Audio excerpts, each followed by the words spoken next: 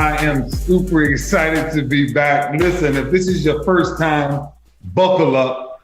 If you're used to coming back, always appreciate you. Team No Excuses presents the Ray Lewis Show. Listen, I am super excited for my guest today. We have had some classic battles.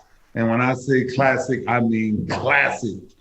But now we are working together and it's even become more classic because we really get each other and we're really vibing off each other. But I tell you, just everything that's going on, like with this guy and everything that he's doing with the transition of leaving the game and now coming into television, I'm really excited to invite my next guest, Super Bowl MVP. It's only a few MVPs. But here's one from the New England Patriots, my good friend now, Julian Edelman. What's up, my brother? What's up? How you doing? Didn't I just see you yesterday? Yeah.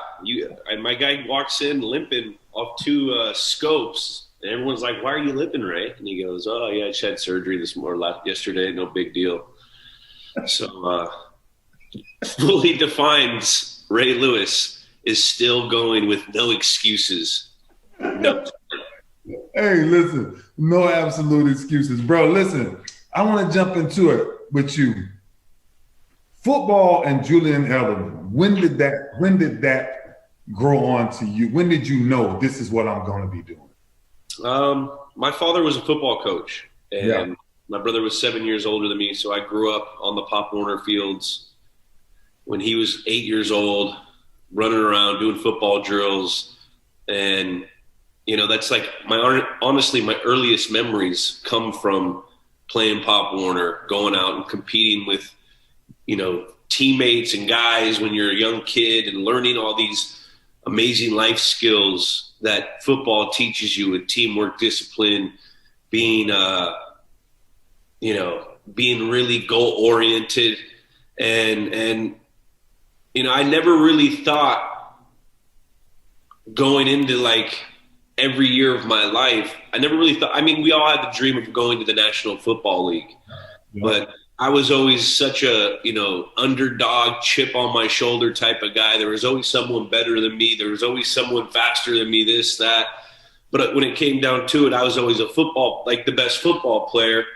And I had so much of that in my life that I was almost naive to the thought of like going on. I always had to worry about what was on my plate, right now, this time, because I was always trying to, prove this wrong, prove that wrong. And, I became addicted to that. And it's one of those things where people always ask me, what do you miss about the game? And I'm like, I haven't been out that long, but the one thing I do miss is lining up against another man and competing and knowing that you're going to dominate him and him knowing you're going to dominate him when you were playing your highest level of ball. Yeah. Like that's the kind of stuff that, I miss. So, I love football. That's the earliest memories of my life.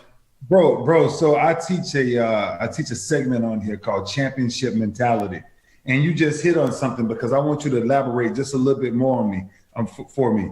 So because we had the same role, right? The underdog role, right? I was never the biggest. I was never the fastest. All of these things that you always hear. When you took on that mindset, right? What triggered you? For me, it was honestly, I was going to outwork everybody. It was simple. But once I figured out, well, I don't run the fastest 40. I'm not okay, I want to find somebody to just flat out outwork me. And when you watch your career, bro, you can tell that you just flat out went to work. Is that one of the formulas of Julian Edelman to just flat out outwork everybody else? 100%. And, I learned how to work hard from my father. I learned how to work smart when I got in the league, and I was around guys like Tom Brady and Bill Belichick and going out working for a purpose and going to practice with something on your mind that you have to work on, not just being a guy that's going to go lift weights because that's working hard, finding out what I have to do and then working hard at that. And that's when you get improvement. But working hard was instilled to me through my father, who, was a small business owner. Never saw him in the morning. Woke up at 5, went to work, came home, picked me up. We'd go to the baseball field, the basketball court, or the football field, and we'd practice before I had team practice. And, we did that every day of my life. Vacations, all those types of things. We bring the bat and balls. We bring the football. We'd have my sister, distracted me with drills. He'd be on top of a press box punting footballs when I first was trying to learn how to catch punts. So I learned this hard work through the example of how my father lived his life and the kind of guy he was. So, that's where I learned the hard work. And then I learned being around, like I said, when you're around guys like Brady and Belichick and the Kevin Falks, that's when you learn, now you got to find out what you have to work hard at and work smart. And then that's how you get an improvement when you work hard at something you need to actually work on. Yeah, stay there, bro. Stay there with Brady and stay there with Belichick, because you guys had a run like no other. And separate them for me. What was the greatest thing you think you learned from Bill? And then what was one of the things that you think you learned from Brady? Both being separate. When I was a younger player and when I was a player, I would write down notes in all the team meetings. He'd have like a 50-minute presentation every morning where he'd break down film on both offense, defense, and special teams. Yep. He'd have like a conglomerate of plays, a 60-play cut up, and he'd go through the whole thing in front of the whole team and hit both sides. So everyone, saw if you did something right. You saw a defensive guy do something right, you saw that. An offense guy did something right, the defense guy saw that. A special teams guy did something right, everyone saw that. And it also went the other way. If you didn't do it right, they saw that. And what I learned with Bill is, consistency. That's something he always said. Like, we don't want to just go out and be a team that's good one play. It's ultimately about being consistent. And that's like I would always put in the top of my page before, I put consistency. How do I become consistent today to improve today? And I would put on the left side, I'd put focus, fundamentals, finish, focusing hard, finishing a drill, finishing a play, finishing a drive, fundamentals. You always lean on fundamentals when you're in your most stressful time. So you are what you repeatedly do. On the bottom, I would put poise, durability, and level-mindedness. You got to be durable. It's an art. It's crazy. Football is terrible, but sometimes availabilities are better than ability. So as I got older, I learned you couldn't try to go break a tackle and try to this, that, when the battle's over, poise, there's going to be times where, there's something's not going right. You got to keep your level-mindedness and you have to stay in that zone to still be able to perform at a high level. And then on the right, I would always put, body language and attitude. And attitude is a huge thing. It's something I had to remind myself of. And body language, because I'm a very charismatic guy. Yep. And when you're young, your quarterback sees you drop a ball in practice. Your quarterback sees you give a bad, some kind of body language on second down. On third down, do you think he's going to be confident going to you? Probably not, because you could be messed up mentally. So those two are always hand in hand. And at the very top, I'd always put, worry about what you can control. And that's one of the things, especially, with my road, I had to always think about, because there were so many, when you're a young player on the fence, trying to grind, find a role that, there's so many things you could think about. And when you're thinking about the numbers game, am I going to get cut? Am I going to get this role? Am I going to get this amount of targets? Then it's ultimately taking energy away from what you really need to do. And that's improved that day. It's taking your mind off of what really matters, what you can control. So, those are the things that I would put up. So I learned that from Bill. Like, those were all just things that I kept on hearing. He'd always say in meetings, accountability, dependability, and the discipline factor of him was insane. When I was a young player, it was like my first year, and I was just so happy to be on the team. I'd hang out at the facility, go in the hot tubs, the cold tubs when, 10 o'clock at night, because I live right by the stadium or our facility. And, I would always be there. And there was I would see Bill Belichick there in March on the treadmill at 11 o'clock, breaking down film, with his big ass binder and just going over whatever he's going over. And then, I would do that 5-6 years later, and the guy is still doing it. He doesn't let any complacency kick in. He's got a formula of what he wants to do, and he does it. And he doesn't take any shortcuts. And that's something, when you see your leader do that, as your coach, that trickles down. And then with Brady, the one thing I learned with him, I learned how to, take care of your body. I learned how to prepare. I learned how to be a professional. You never saw Tom come in and have a bad day mentally, with other guys, and his ability to compartmentalize. Yeah. Was outrageous. And you saw it with, when something was going on, maybe he had his mom was sick once, and no one ever knew. He came into work, and he brought his hard hat, he brought his lunch, and this guy came to work and worked every day. Or, he just never, he was always the same guy. And that can be said in the game, whether we were, up or down, 2-minute drive, a 4-minute drive. You saw from Tom, he always played his best football when it mattered the most. And, he was always, a huge part of my career, because, I would go out to LA because that's where he lived at the time, and just try to be around him. Yeah. If he ever needed someone to catch balls. And, it came to one thing where we just started working out every day over years. And that's when I got to just get a peek at the greatness of why he's so great. He literally lives, eats, breathes football, and his family, so the ability to compartmentalize. This guy was a great father, great family man, awkwardly nice, kind of weird with that, how nice he actually is. But then when he's on the football field, he's a completely different human being. He's a killer. He wants to go out and win. And so, I learned a lot of those things from him. Favorite, other than Tom and Bill, because I didn't hear that. Favorite teammate with the Patriots? Matthew Slater. Matthew Slater. Matthew Slater. We lived together for 4 years. We were like polar opposites guy. He's a man of God. I was kind of a wild man, and honestly, he's been such a brother in my life.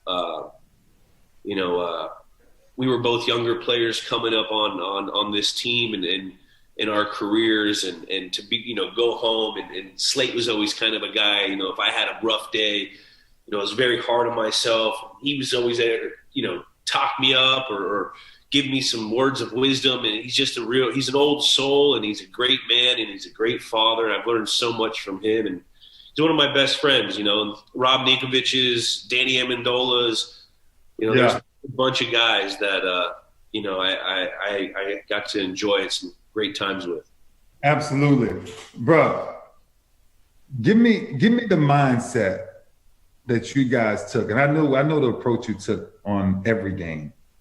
But we had some classic rivalries. Oh yeah. We had give me the mindset of the Patriots that week. That battle was coming up, because everything changed for us. And that week, walking around Ravens facility, it's like, listen, you got the Patriots this week. It's simple. Yeah. Yeah.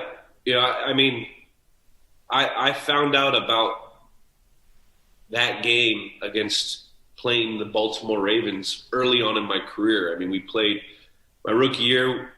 We played you in the playoffs. You guys came into Foxborough and you knocked our heads off. Yeah. First play, Ray Rice. Yeah. Ray's calling out the plays. It was like my first start. Wes Welker tore his ACL.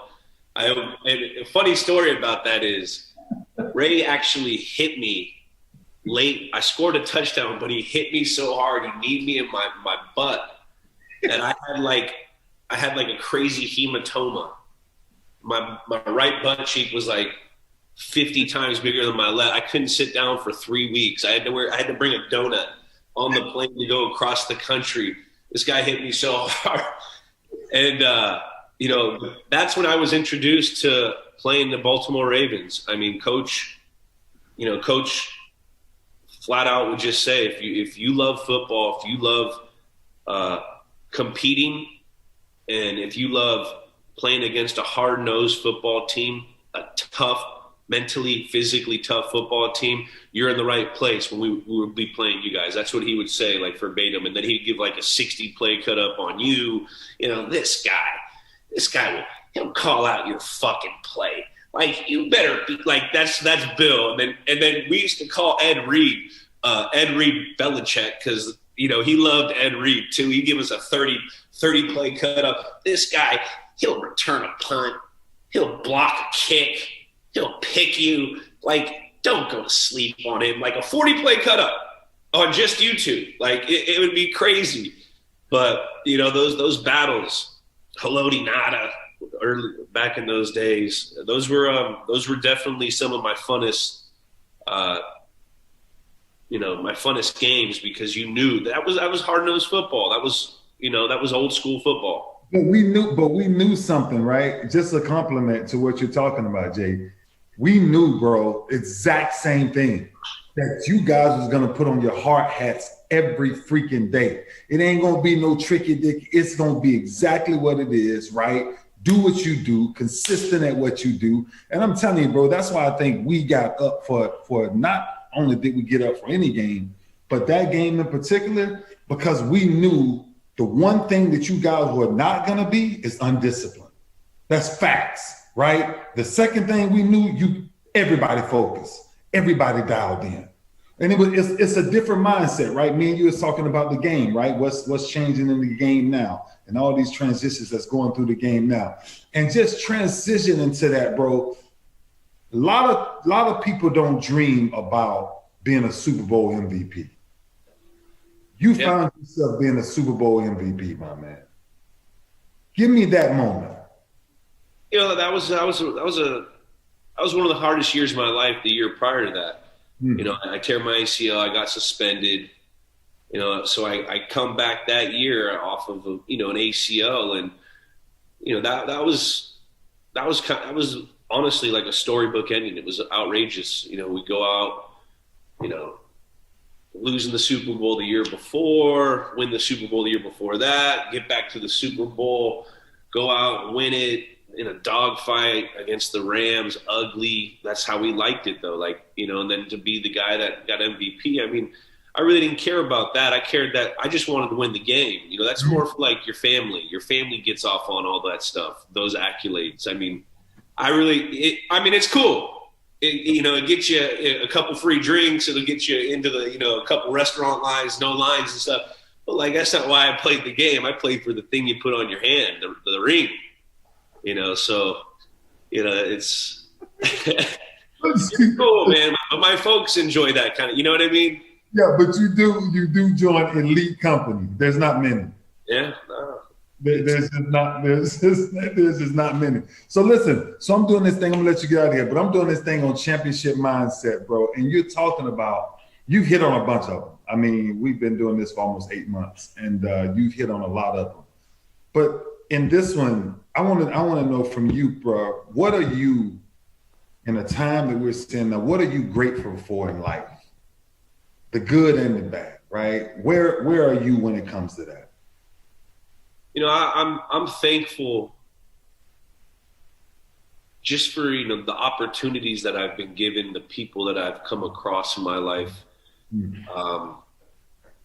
Because we all have to lean on someone. I'm thankful for my family, and I'm thankful that I could decipher my left from my right, that I'm healthy. I have a clear mindset.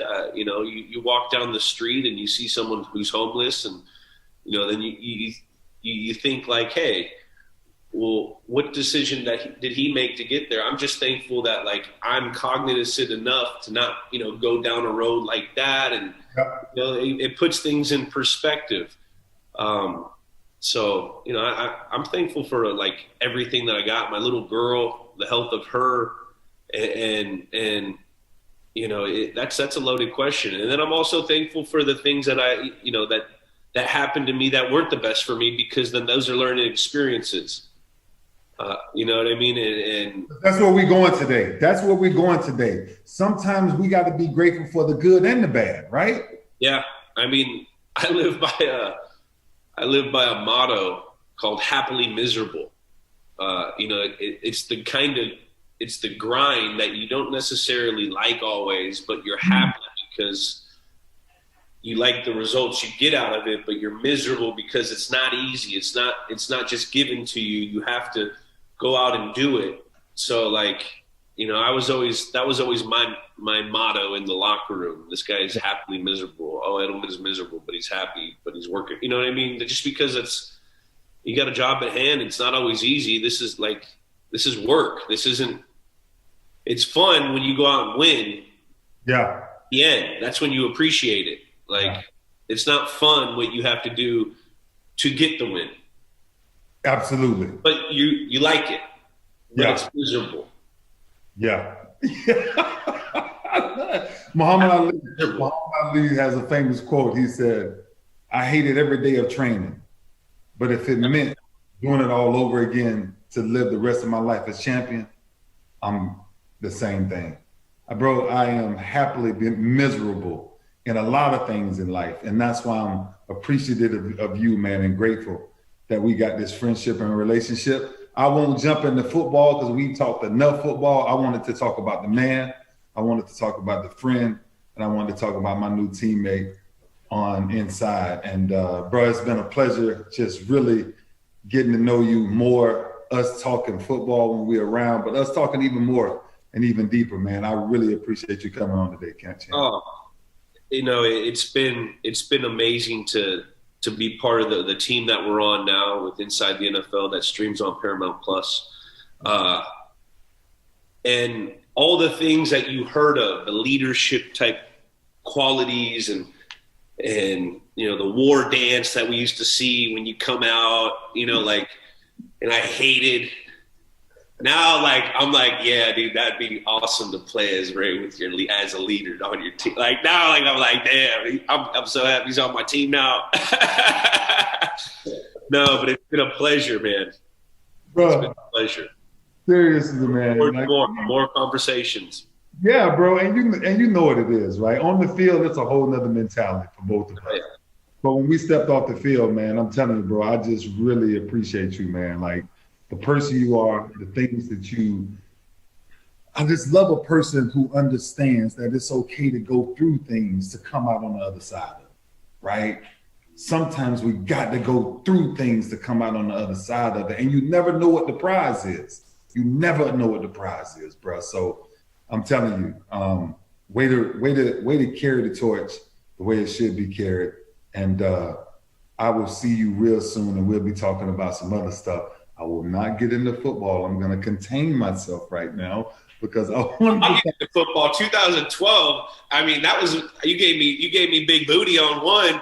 Then my guy knocked me out. He knocked me out a full game. The last thing I remember is walking towards the Ravens sideline, and Haloti Nana goes, "Hey, buddy, your sideline's that way."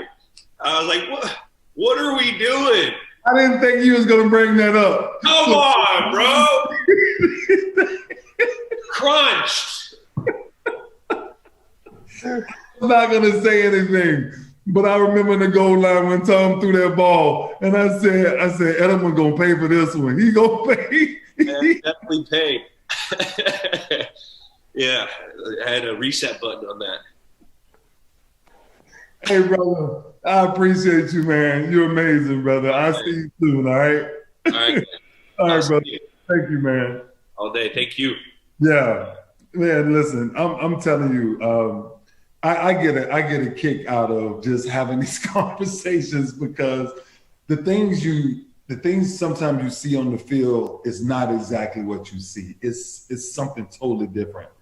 And every person and playing the Patriots and understanding their pedigree, understanding what they stood for, it takes your game to the next level, right? It makes you elevate. And this is one of the challenges that we talked about, right? Who are you around that challenges you? I never forget the Patriots. Every time the Patriots came on my schedule, I wanted to study as much as Tom studied. I wanted to know as much as Belichick knew, right? And when you talk about the Julian Edelmans, that just come to work, that just come to freaking work and get it done. But he said something that was really interesting.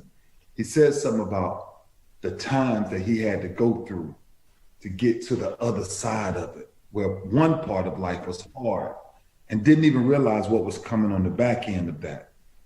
You know, I had that same journey in a lot of different situations. And I'm telling you today, I'm going to check in real quick and I want to get my coach in here because it's Thanksgiving and it's around that time of life where it's about giving and sharing and family time. But we're still in a really awkward place sometimes. And now we get to actually discuss not only gratefulness and gratitude, but being grateful in the good and the bad. So without further ado, I want to bring my coach in here, my best friend, my brother for the last 20 plus years. Get on in here, coach, so we can talk about what does it mean to be grateful in the good and the bad, coach. Hey, good to see you, man. What a conversation, great conversation that was with Edelman.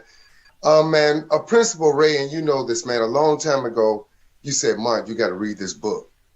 And you hand me this book, and it was called Peaks and Valleys. Peaks and Valleys. And when you understand the principle that life is going to be full of ups and downs, yes, sir. You learn to be content. You learn to be grateful when you're in the palace. You learn to be grateful when you're in the pit.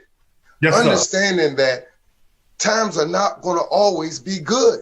No. There's a saying that goes, good times don't last always. Yes, sir. Well, bad times don't last always either. And that's the principle you could catch today. Yes, on this journey and this life of gratitude that we've been talking about. Understand that there's a season for everything. If you don't like winter, you just like summer. Winter is coming regardless. Yes, sir. And you have to adapt. And so a lot of times people talk about humility. Wise people really are humble because they realize everything can be taken from them in a day. Oh, just like that. Seconds. And so why not always have that principle of I'm going to remain in a state of gratitude no matter what state I'm in. Lord, I thank you when times are good. Lord, I'm going to thank you when times are bad. See, that's why you're talking about true gratitude is an expression of hope and testimony, right? That's what true gratitude is. It's you knowing the good and the bad, that I have enough hope that when I get through this, I'm going to have a testimony on the backside of that. That's why you hold on to that. To that side of what grateful being. Oh, T, I'm telling you, like, this is so good because a lot of people, they go through the peaks and valleys, right? And a lot of times when you go through the valley, you forget that you still got help, right? Yeah. You forget that you're still the same person.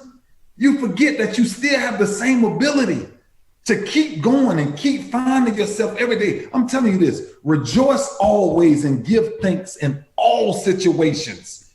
My most challenging times in life, and you remember this, my most challenging times in life when I was the last year, 2012, and you remember the day I tore my tricep. I looked at you and you was like, Lou, you smiling. I say, and what did I tell you was gonna happen? What did I tell you I was gonna do?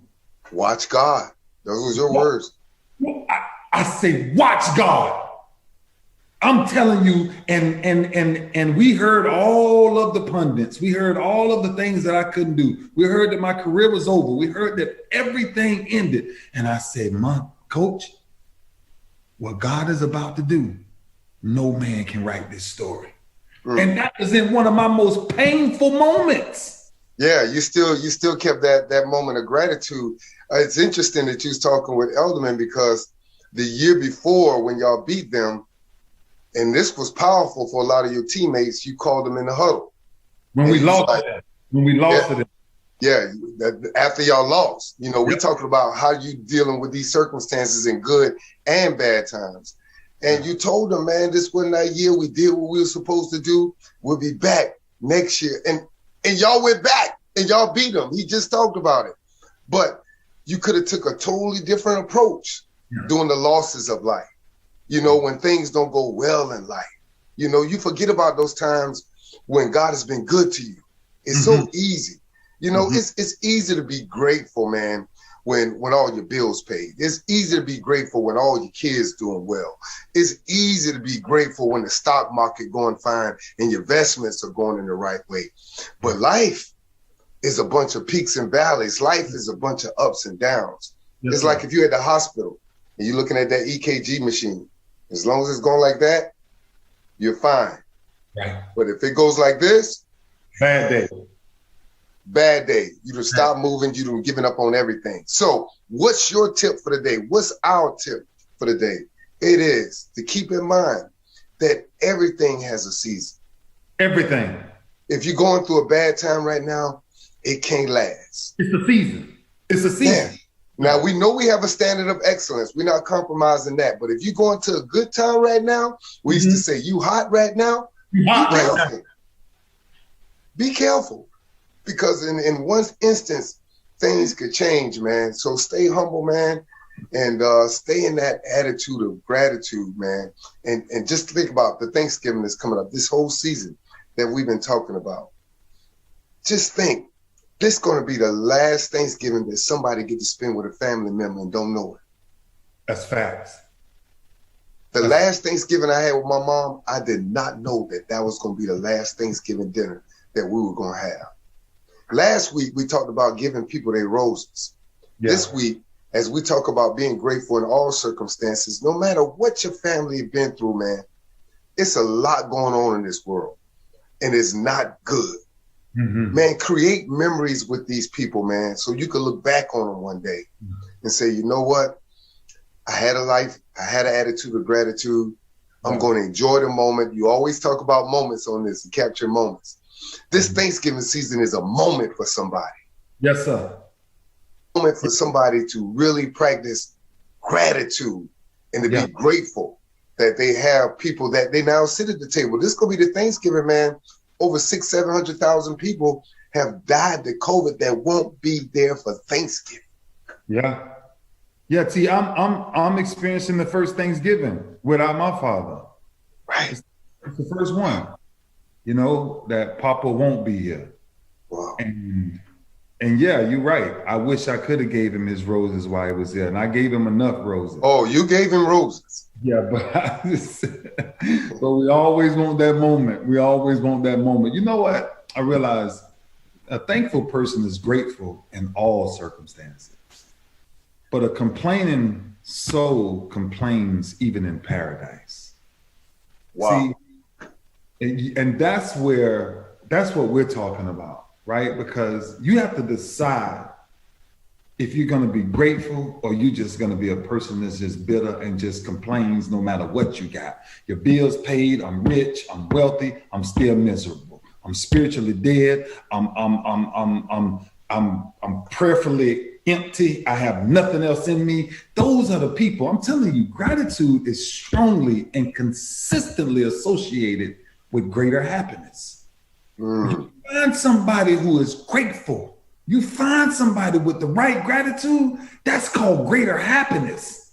That's called a different peace. That's called a different connection. That's called, I've identified that every day won't be a good day, but I promise you, even my worst days, I can make a better day. That's what we have to start changing our minds. Today out there, I'm telling you, someone is going through something good and bad. And what I'm telling you is when that wave go from a peak to a valley or back to a valley to a peak, I'm going to tell you something. Don't change. Stick to who you are.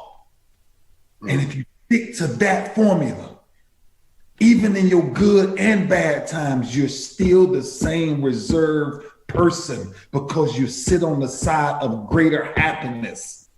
Wow. And boy, that's powerful.